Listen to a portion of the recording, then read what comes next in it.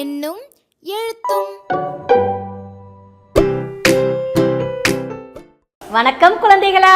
வணக்கம். எல்லாரும் ரொம்ப ஜாலியா இருக்கிற மாதிரி இருக்கு. விளையாட்டுனா பிடிக்குமா? ரொம்ப பிடிக்கும். ஓகேம்மா, என்னென்ன விளையாட்டுலாம் பிடிக்கும் சொல்லுங்க பாப்போம். Cricket super. Kabaddi. Kabaddi. Football. Football. வேற உங்களுக்கு என்ன விளையாட பிடிக்கும்?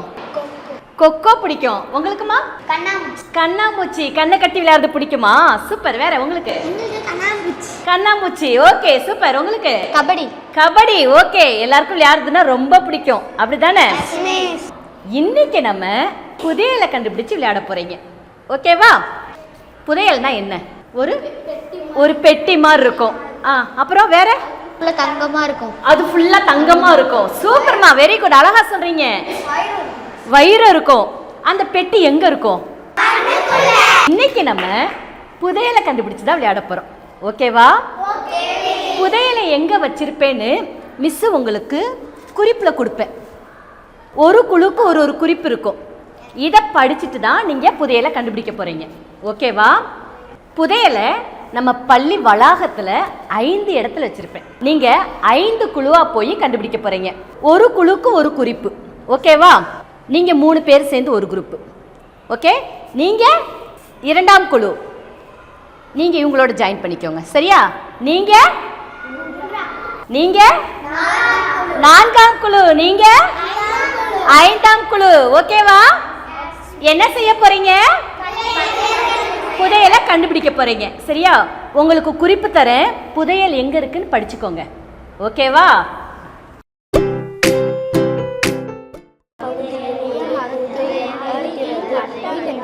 பகுதியில் ஒரு புதையல் இருக்கிறது. ரெடியா? படிச்சிட்டீங்களா உங்க குறிப்பை? நீங்க சொல்லுங்கம்மா, உங்க புதையல் எங்க இருக்கு? புளிய மரத்தின் அருகில் வட்டமிடப்பட்ட பகுதியில் ஒரு புதையல் இருக்கிறது. சூப்பர். உங்க புதையல் எங்க இருக்கு?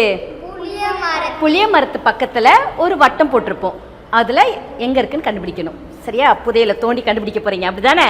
சூப்பர்மா. உங்க புதையல் எங்க இருக்கு? நமது பள்ளியில் உள்ள பாதாம் மரத்தின் அருகில் வட்டமிடப்பட்ட பகுதியில் ஒரு புதையல் இருக்கிறது. சூப்பர். உங்க புதையல் எங்க இருக்கு? பாதாம் மரத்து பக்கத்துல. Okay super. உங்க புதையல் எங்க இருக்கு?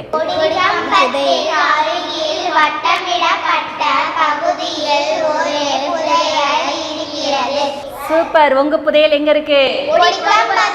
கொடி கம்பத்தோட பக்கத்துல. சூப்பர். உங்களுக்குமா?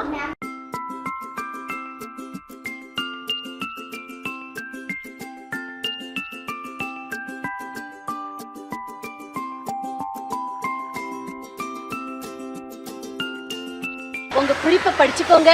புதையலை போய் கண்டுபிடிங்க பாப்போம்.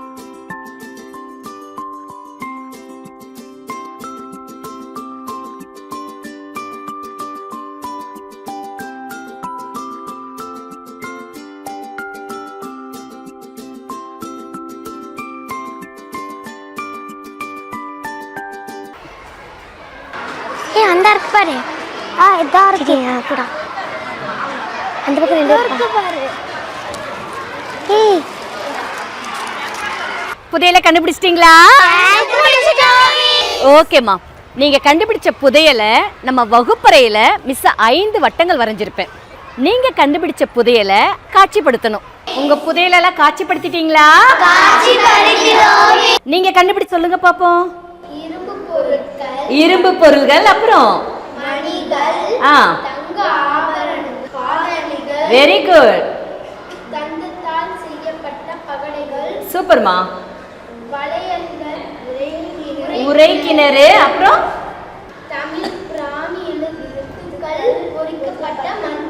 எந்த இடத்துல கண்டுபிடிச்சாங்க? நீங்க கண்டுபிடிச்ச என்னன்னு சொல்லுங்க பாப்போம். சூப்பர். உயர்ந்த கற்கள், ரோமானிய வீடுகள், அப்புறம் அழுத்தமேடு வாளுகள். எந்த இடத்துல கண்டுபிடிச்சாங்க? அரிக்கமேடு. நீங்க கண்டுபிடிச்ச என்னன்னு சொல்லுங்க பாப்போம். பிரமிடு. பிரமிடு எந்த இடத்துல கண்டுபிடிச்சாங்க? எகிப்து. நீங்க கண்டுபிடிச்ச என்னன்னு சொல்லுங்க பாப்போம். பெருங்குளம். அப்புறம் கட்டடங்கள் எந்த இடத்துலமா கண்டுபிடிச்சாங்க? உங்க புதையல் என்னன்னு சொல்லுங்கம்மா. வெண்கலத்தால் செய்யப்பட்ட விலங்குகளின் உருவங்கள், புதையுண்ட உருவங்கள், தாளிகள், வான் வடிவம் பொறிக்கப்பட்ட பானை ஓடுகள், முத்துவாள், கருப்பு சிவப்பு மண்பானை. புதையலை எங்க கண்டுபிடிச்சாங்க? நீங்க கண்டுபிடிச்ச புதையல் என்னன்னு அது எந்த இடத்துல கண்டுபிடிச்சாங்கன்னு ரொம்ப அழகா சொன்னீங்க. சூப்பர்மா, கிளாப் பண்ணிக்கோங்க. இப்ப நம்ம ஒரு காணொளி பார்க்கலாமா? ஓகேம்மா. பண்டைய அகழ்வாராய்ச்சி கீழடி பற்றிய காணொளி.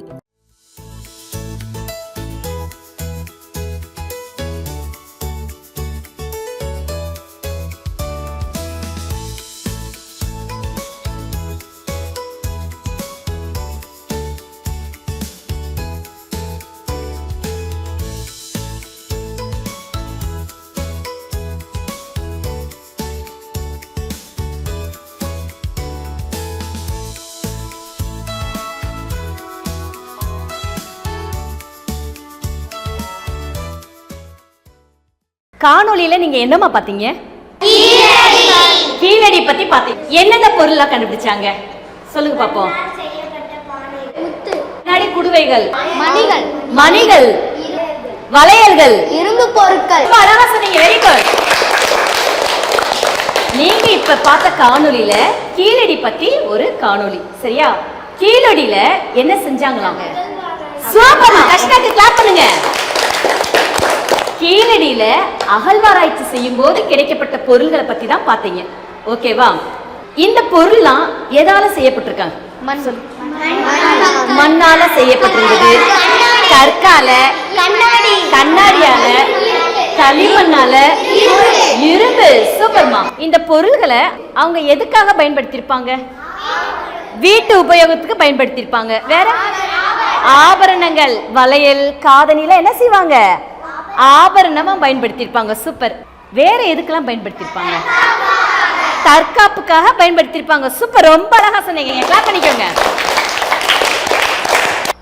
இந்த மாதிரி அகழ்வாராய்ச்சி எதுக்காக நடத்தப்படுது?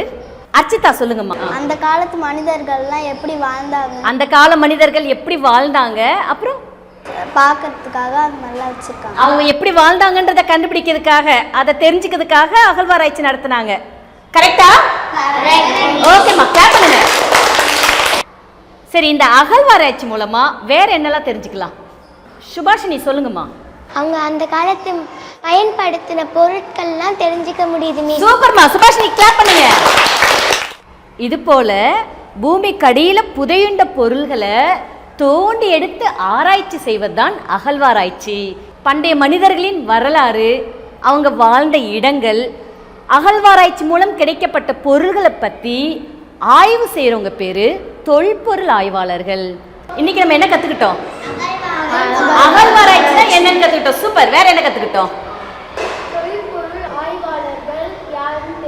சூப்பர்மா, தொல்பொருள் ஆய்வாளர்கள் யாருன்னு தெரிஞ்சுக்கிட்டோம். புதையலை பத்தி என்ன தெரிஞ்சுக்கிட்டோம்? எந்தெந்த ஊர்ல எந்தெந்த புதையல் கிடைச்சதுன்னு தெரிஞ்சுக்கிட்டீங்க. ரொம்ப பண்ணிக்கோங்க. நீங்க வீட்டுக்கு போயிட்டு நாளைக்கு ஸ்கூலுக்கு வரும்போது உங்க தாத்தா பாட்டிக்கிட்ட அவங்க காலத்துல பயன்படுத்திய பொருள்கள், இப்ப நம்ம காலத்துல அந்த பொருள்கள்லாம் என்ன செய்யல, யூஸ் பண்ணல, அது என்னென்ன பொருள்னு கேட்டு தாத்தா பாட்டிகிட்ட கேட்டு பட்டியலிட்டு கொண்டு வந்து காமிப்பீங்களா மிஸ் கிட்ட? நாளைக்கு வரும்போது என்ன செஞ்சுட்டு வரணும்? பட்டியலிட்டு கொண்டு வந்து மிஸ்கிட்ட காமிப்பீங்களா? சூப்பர்மா, கிளாப் பண்ணிக்கோங்க. தேங்க்யூ.